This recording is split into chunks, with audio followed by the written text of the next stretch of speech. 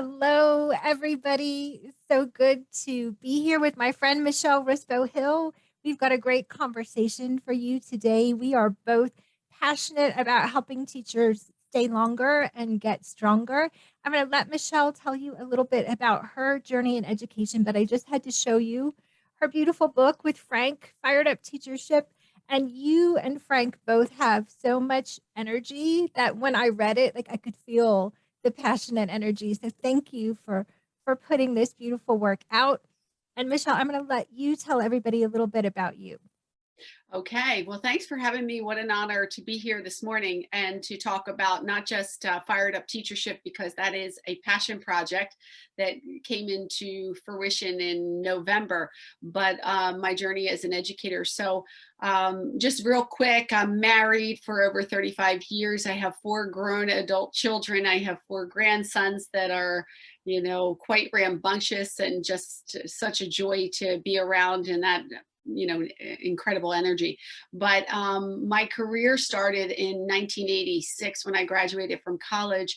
I was a special education teacher, and I just wanted to change the world one student at a time. And so making connections with students, building relationships. I was in the classroom for over 32 years. I went back and I got a master's degree in bilingual studies because another passion was learning another language. And so I wanted to teach Spanish. And so I was probably one of the few at that time Spanish and special education teachers, which was really kind of cool because I've taught students, all the way up to the AP level and students that with disabilities. So it was really a wonderful opportunity to embrace diversity and to meet students where they were. So I was in the classroom for 32 years, and this position that I'm in now, which is the admissions coordinator and strategic marketing for a county-wide VOTEC school here in New Jersey, kind of found me. We're doing a lot of work through a professional learning network. You connect with different people, and I happened to be connected to someone who knew someone who said we were looking for somebody, and pretty much plucked me out of the classroom. And when I tell you, Julie, that I cried for 3 weeks at the end of the school year, I told a small handful of friends that I was leaving, but I couldn't tell people because it was so emotional for me to leave a place that I had such legacy, and to leave the idea of leaving students. So I would cry. The kids would say something and I'd be like, excuse me for a moment. And I'd run into an office and I'd just cry, and then I'd collect myself and go back. And because I didn't want to tell them, it was so close to the end of the year. And then the last couple of days of school, I sat them all down, my different classes, and I connected with them and said, I have this awesome opportunity. And I cried, they cried, and it was really hard for me to leave the classroom. And I didn't leave for many of the reasons that teachers are leaving today, because they're burnout, they're tired, exhausted, they want more flexibility. I just was ready for a new challenge in leadership, and I saw myself going that way. And a friend of mine said to me, you're either going to leave as a retiree or you're going to leave for a new opportunity. And I thought, he's right. So let me take this new opportunity to see where it takes me, and it's landed me here. So I love what I'm doing right now. Full disclosure, I love what I'm doing, but I could not have imagined not having been a teacher for so many years and enjoying what I did for so long. So it's kind of my story, and I'm happy to be here to talk about how we can motivate and inspire other teachers to find their sweet spot in education and hang in there and do more than just hang in there, make impact. Yeah, definitely. And you and I connected because we're both so passionate about, and I would say so concerned about this growing crisis. Like it feels like a wave, that's going to crash, and how we can better support teachers and try to understand where they are. And I was like you, would cried when I left the classroom to become an administrator. I was still in the school, but it's not the same as that connection you have with your students in your classroom. And I know I've talked to teachers who have decided to leave this year, and they're crying over leaving. Yeah. Yet the pressures or the things that they're feeling still make that decision to let it go. Why do you think we're seeing so many, even though they love teaching and love kids, decide to leave the profession right now? I think it's really hard to be an educator. Right now, I have two daughters. One is in her 5th year and one is in her 2nd year, and they are both lamenting, not every day, but when we talk about how hard it is. I think the pandemic has exacerbated what is happening in education right now, which is they are doing a really difficult job. There are a lot of things that are making our lives difficult. Obviously, masks in school and quarantining, students not attending regularly, virtual learning while they're doing in-person learning. They're in IT tech, trying to get everybody on Google Meets. The learning curve for some of the veteran staff with new technology to deliver education, which is something that they didn't used to do prior to the pandemic, is now a staple. So there's a lot of frustration with that. And then there's also what's happening in classrooms or trying to be enacted in classrooms, which is banning of books and wanting to have 24-hour a day surveillance, and that's an exaggeration, but at least 7 hours a day of surveillance in classroom with cameras, so that it's being streamed to the world. What you're doing in your classroom all the time is added pressure. So I think that people are looking at that. And then I also do think that we're dealing with a generation of students who are new teachers who want flexibility, and there's very little flexibility in this job. The pay hasn't quite caught up with what other what other career pathways are paying for people who have master's degrees. And most teachers nowadays go for the master's degree. So that hasn't caught up.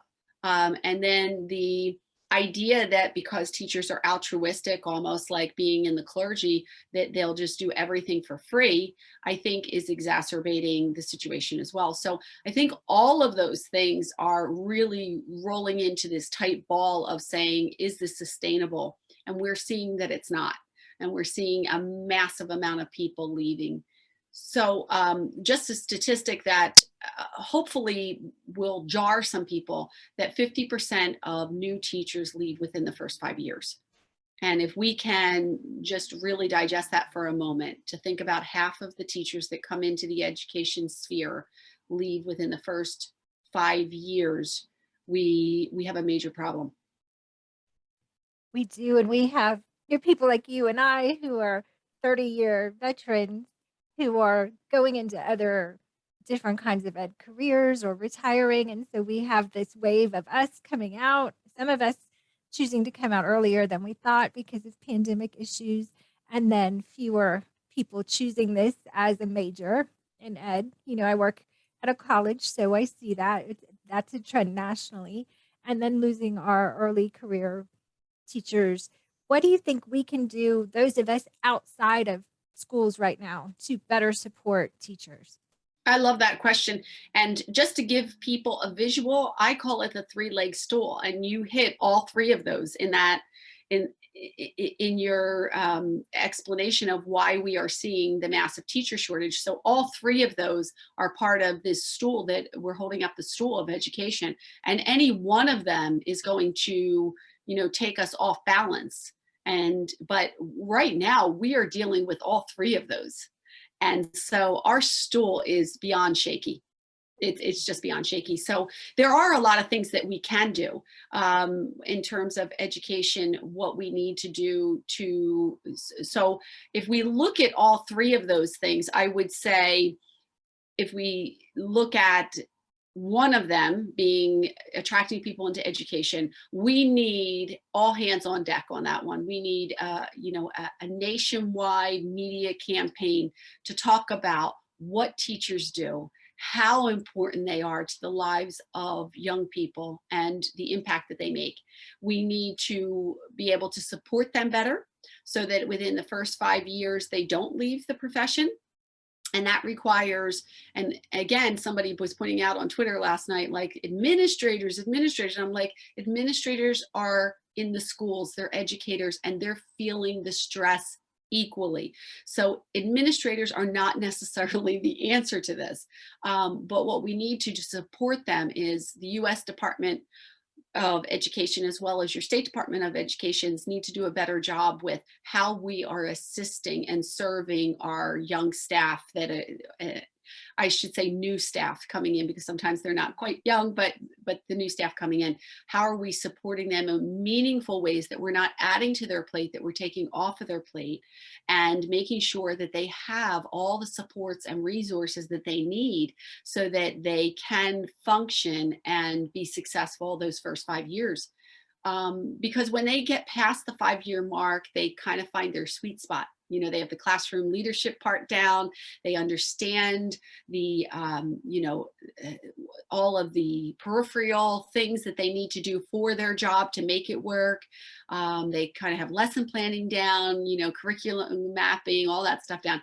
And so when they get to the 6th year, they kind of get into that sweet spot of, okay, I've got that part down. And now what I need to do is take a deep breath and build relationships with my kids and really start to make impact. So I think that we could look at, the importance of teachers, the nationwide campaign, the support mechanisms that we have in place. We can certainly look at scholarships and loan forgiveness. So that we can encourage people to go into education and then forgive their loans when they come out and they put in so many years. It used to be in high need areas because that was an important one. Now it should just be everywhere, that if they go Mhm. in and they stay in for that 6 year, then they get their loans forgiven. I think that would be incredible, and people would be willing to do it that way. So I think that those are things that we definitely can do. From a leadership point of view, we're talking about not just getting them in the door, not just attracting them, but how do we retain them? And that's where our school administrators really are key cogs in the wheel, so to speak, in that it has to start with their culture and climate of their district. So they have to make sure that their culture and climate is one where everyone feels seen, heard, as part of your book, the stretch part, but seen and heard, celebrated, and they have a strong sense of belonging to the district. We also need to have administrators look at teachers not as a commodity, and this is your job and this is what you have to do, but nurture them and understand that they also need optimum environment in which to flourish. So that is important. Continued professional development opportunities to do that. And I think taking as much off their plate as they possibly can, so that then they can do the real work that they're designed to do and have been hired to do, and not get caught up in the minutia. So great administrators know this, and they assist very heavily with the ancillary jobs that teachers have to do, and make sure that they're part of a team and that they work at it together. So I think all of those things would make a huge difference. I'd be remiss if I didn't say that we really need parents and communities to recognize not just the importance, but celebrate what teachers do. We've had a negative narrative for a really long time. And I will be very open and tell you that I don't think it was by mistake. I think that there was a purpose to it. And what the purpose is might be different for every different organization that did it, but it has been out there and they've created it. And now we're realizing that no one wants to come into education, or very few people want to come into education, and the fire alarm has started. So we need for those people to pull back and realize they've done some major damage. And we need parents to understand that we're on the same team. Right? We're educators that are on the same team. Honestly, I spend a lot of my day getting in and out of classrooms in my role to support teachers and to highlight the great things that they're doing. And I can tell you, I very rarely come across a teacher that is there just for the money. Most of them are there to make sure that students discover their potential, that they find out what they can do, the aha moments. And when that happens, teachers light up. It feeds our soul. So if parents knew and trusted this, that we really are kind of motivated by the outcome of our students, then I think that they would be kinder to the public narrative of what teachers are. That's it's so interesting, isn't it? And the narrative is interesting because the narrative is like this generalization about teachers. But if you ask people about, tell me about a teacher who made a difference in your life, Yeah, it's like those two things don't go together. And what I keep trying to tell people is that's who teachers are, yeah, not this weird generalization we have about people trying to indoctrinate kids or whatever crazy yeah. thing is out there. Like these teachers that you remember, that's who teachers are. It's so strange to me that they can't see that, like my Mrs. Russell who changed my life is who teachers are. You know what I mean? It is such a bizarre So Julie, phenomenon. that is one of the things that the studies have shown. I've tried to pull up as many resources. Which, by the way, just a plug to go to firedupteachership.com, because there is a page devoted to the teacher shortage with some strategies for administrators out there of what they can do in their building immediately, or in their district immediately. And one of the things that the data shows is that by and large, parents love their kids' teachers, Mhm. but they don't trust organizations of teachers, and they don't trust districts. So you're right, it is not a narrative that goes together. And I think that again, I think that has been a intentional narrative that has been created, and it's fueled by lots of different things, and it has worked.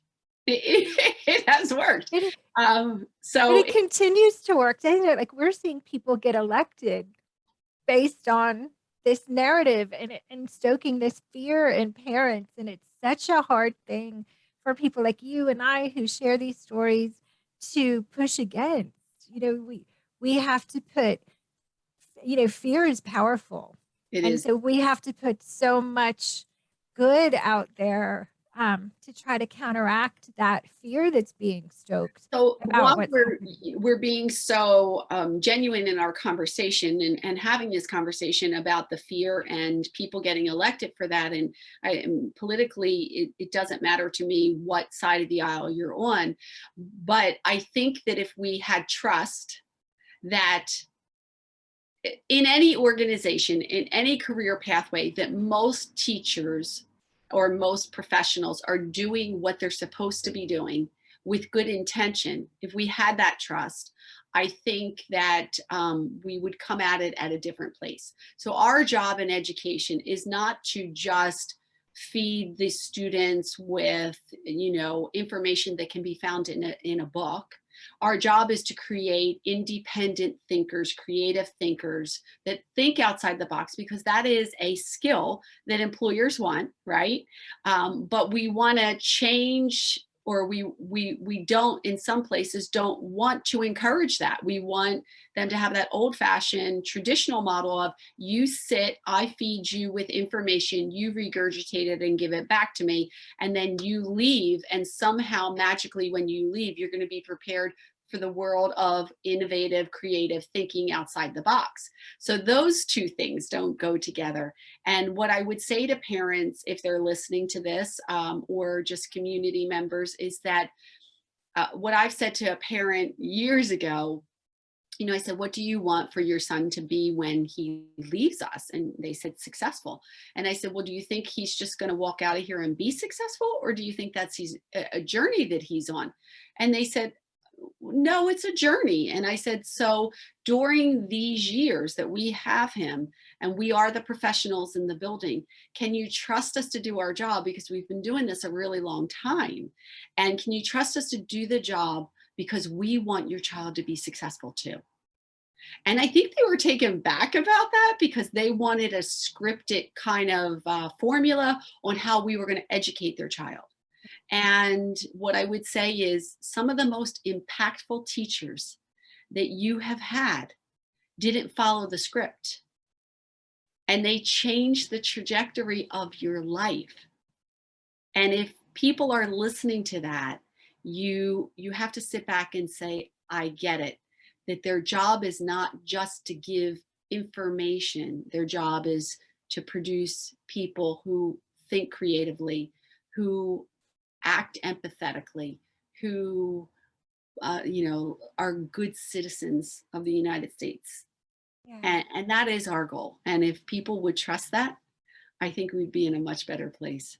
Oh, I love that you said that. That responsiveness, giving teachers room to respond to kids is where impact happens.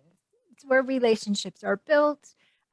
It's, if we restrict anybody from the ability to be responsive, we're going to inhibit what the impact they can make on somebody else. So I think that's so true. Our job is to respond to their needs and to help them become better humans. And we need space and Yeah. trust to do that job. So, given all that, Michele, are you hopeful that things will get better?